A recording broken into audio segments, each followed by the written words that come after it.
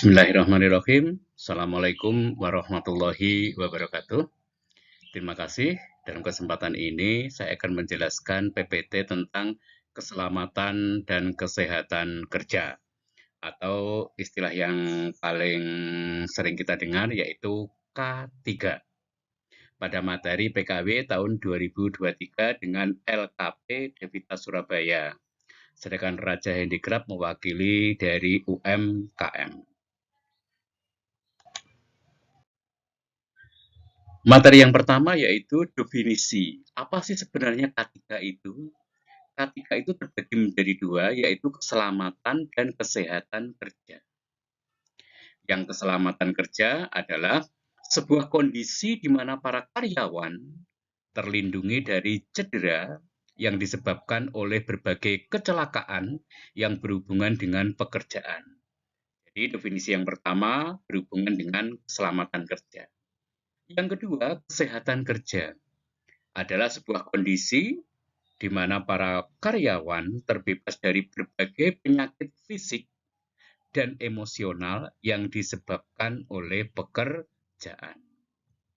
Jadi, yang kedua menjelaskan tentang kesehatan kerja seorang karyawan, yaitu hubungannya dengan penyakit fisik dan emosional. Jadi kalau disimpulkan definisi K3 itu, yang pertama menjelaskan keselamatan kerja, yang kedua menjelaskan kesehatan kerja. Kemudian perlunya, kenapa K3 itu harus ada dalam setiap perusahaan? Yang pertama yaitu di sini mencegah kerugian fisik dan finansial yang bisa diderita oleh seorang karyawan. Kerugian fisik misalkan akan cacat fisik atau cacat yang sifatnya tetap. Finansial membutuhkan biaya yang cukup besar ya dari akibat cacat fisik. Kemudian mencegah terjadinya gangguan terhadap produktivitas perusahaan.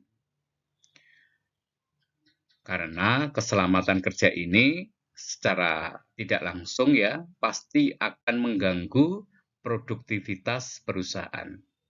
Kemudian menghemat biaya premi asuransi dan menghindari tuntutan hukum ya. Karena K3 ini bagi perusahaan yang tidak menjalankannya akan ada dasar atau landasan hukum untuk pelaksanaan K3. Kemudian fokus daripada program K3 ini yaitu program keselamatan yang difokuskan dalam dua aspek, yaitu perilaku kerja dan kondisi kerja. Perilaku itu akan membentuk sikap karyawan yang pro keselamatan kerja, yang mendorong upaya seluruh karyawan untuk mewujudkan keselamatan kerja, mulai dari level manajemen puncak hingga karyawan level terendah, menekankan tanggung jawab para manajer dalam melaksanakan program keselamatan kerja.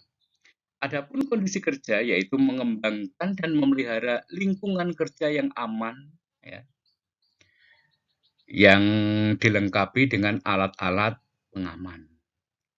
Jadi K3 fungsinya ada perilaku karyawan yang menginginkan suatu kondisi keselamatan kerja, kerja selamat, ini perilaku. Kemudian kondisi kerja yaitu yang menyediakan lingkungan yang aman dan alat-alat yang lengkap untuk mendukungnya. Kemudian teknik dalam K3 terbagi menjadi dua, yaitu analisa bahaya pekerjaan dan ergonomika. Analisa bahaya pekerjaan yaitu proses yang dirancang untuk mempelajari dan menganalisis sebuah tugas dan bahaya-bahaya potensial yang bisa timbul dari pelaksanaan tugas tersebut. Selanjutnya dirumuskan langkah-langkah kerja yang lebih aman guna mencegah bahaya-bahaya potensialnya. Jadi, suatu pekerjaan itu dianalisa tugasnya, bahayanya, dan potensi-potensi yang timbul karena tugas tersebut. Kemudian kalau ergonomika yaitu studi mengenai hubungan antara manusia dan pekerjaan yang meliputi tugas-tugas yang harus dikerjakan, alat-alat perkakas yang digunakan, serta lingkungannya. Ini ya. Jadi hubungan antara manusia dan pekerjaannya, tugas-tugasnya apa saja yang harus dikerjakan, harus tahu, alat-alat yang digunakan, dan lingkungannya. Ergonomika. Kemudian mencegah, ya, K3 itu akan mencegah cedera, penyakit yang terkait dengan pekerjaan, sesuai dengan definisinya K3, yaitu kesehatan. Berarti mencegah penyakit. Kemudian menyadarkan para karyawan mengenai bahaya-bahaya yang berhubungan dengan pekerjaan. Memasang alat-alat kontrol produksi, menyusun prosedur-prosedur kerja yang aman, mendorong penggunaan alat-alat atau alat-alat pengaman atau pelindung yang layak, yang sesuai dengan SOP-nya. Kemudian pendekatan yang digunakan ya, mulai dari perencanaan, ya, kemudian pemasangan simbol-simbol peringatan, ketata rumah tanggaan yang baik dan teratur, menempatkan barang-barang di tempat yang semestinya, menjaga kebersihan lingkungan dari bahan ya berbahaya, menempatkan alat-alat ya dari jangkauan-jangkauan anak-anak atau menempatkan di tempat yang telah disediakan, pakaian kerja, dan peralatan perlindungan diri. Kemudian bentuk dan warna untuk simbol keselamatan, ini bisa diperhatikan teman-teman di sini ya. Warna biru bulat, segitiga sama kaki, yang listnya hitam ya. Kemudian ada kotak hijau, kemudian ada kotak merah ini ya.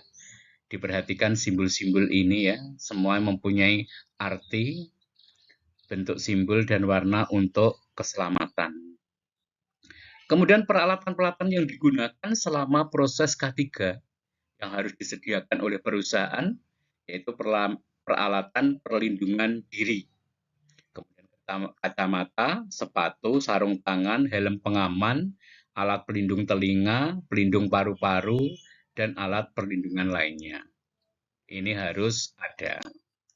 Kemudian kalau ini ya, peralatan perlindungan diri yang diterapkan ya, mulai dari ujung kepala sampai ujung kaki ya, perlindungan kepala, mata, telinga, alat pernapasan, tangan, kemudian pakaian, kemudian sampai kaki, semuanya diperhatikan dalam K3.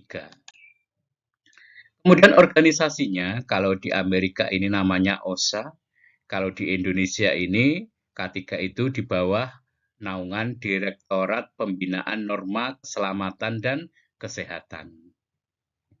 Ini organisasi yang melindungi K3.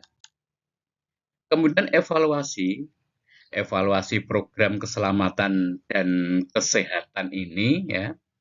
Keberhasilan sebuah program keselamatan dan kesehatan bisa dilihat dari beberapa indikator.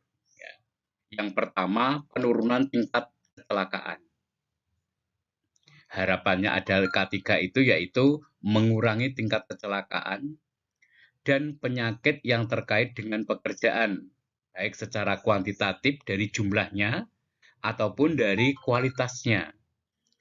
Penyakit berat, ringan, atau cukup cedera saja. Ya. Kemudian menurunkan jumlah jam kerja yang hilang akibat terjadinya kecelakaan kerja atau penyakit yang disebabkan pekerjaan.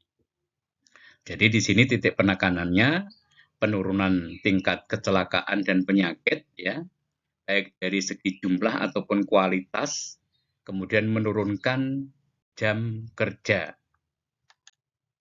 Kemudian landasan hukum daripada K3, yaitu ada 3 undang-undang, mulai dari Undang-Undang tahun 70, 92, dan 2003, dan Undang-Undang nomor 1, 2, 3, dan 13, seperti di PPT ini. Kemudian sanksi apabila perusahaan tidak menerapkan K3, ada sanksi perdata dan ada sanksi pidananya. Ya. Sanksi perdatanya ini adalah sanksi administratif ya, dan sanksi pidana. Undang-Undang Nomor 13 Tahun 2003 tentang Ketenagakerjaan ya, yang pasal 86 bahwa pekerja atau buruh mempunyai hak untuk mempekerjakan, mempunyai hak untuk memperoleh perlindungan ya, mempunyai hak untuk memperoleh perlindungan atas keselamatan dan kesehatan kerja. Ini pasal 86, sedangkan pasal 87-nya setiap perusahaan wajib menerapkan sistem manajemen keselamatan dan kesehatan kerja atau SMK 3 yang terintegrasi dengan sistem manajemen perusahaan. Kemudian kesimpulan dari materi K3 ini, keselamatan kerja yaitu kondisi kerja, kondisi pekerja terlindungi dari risiko kecelakaan.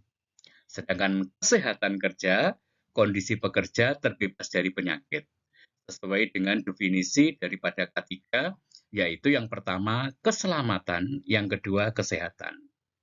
Sangat pentingnya K3 dalam dunia kerja, sehingga perlu adanya peringatan dan himbauan akan bahaya yang mengancam seperti adanya poster-poster. Ya. Susunan prosedur kerja yang aman, peraturan perusahaan yang mewajibkan K3. Jadi, di sini seharusnya setiap perusahaan itu memasang poster yang ada hubungannya dengan K3, prosedur, ya, susunan prosedur kerja atau SOP-nya, semua itu dalam rangka untuk menjaga keselamatan dan kesehatan kerja. Kemudian, tingkat keberhasilan suatu program K3 dilihat dari berkurangnya angka kecelakaan kerja dan berkurangnya jam kerja yang berkurang karena adanya kecelakaan kerja. Kemudian referensinya dari manajemen sumber daya manusia oleh Mandi ya. Kemudian terima kasih teman-teman sudah selesai saya menjelaskan tentang K3. Mungkin pesan dari saya, belajar memang tidak lantas membuat kita langsung sukses. Artinya, kalau kita belajar kita langsung sukses, tidak. Namun, kebanyakan orang-orang yang sukses adalah pembelajar sejati.